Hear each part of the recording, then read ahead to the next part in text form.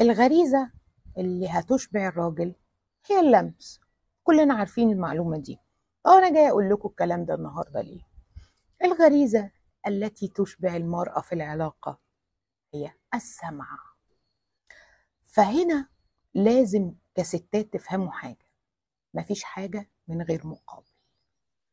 يعني اللي لاحظته إن في سيدات كتير جدا نتيجة لتأخر الزواج أو نتيجة لأنها عايشة في حالة حرمان عاطفي، بتعرف صديق، بتعرف واحد في الشغل، بتبتدي تاخد منه مدح وكلام يروق لها. يبتدي بقى يقول لها يا موزة، يبتدي بقى يقول لها ايه الفستان الحلو ده، تبتدي تسمع حاجات هي مش سامعاها من جوزها او مش سامعاها بصفة عامة لو هي سنجل.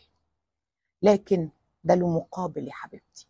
هتلاقي نفسك في يوم من الايام بتسمحي باللمس عشان تاخدي قصاده حب، وهتلاقي نفسك بتدوري على كل الاعذار انه بيعمل كده عشان خاطر بيحبني.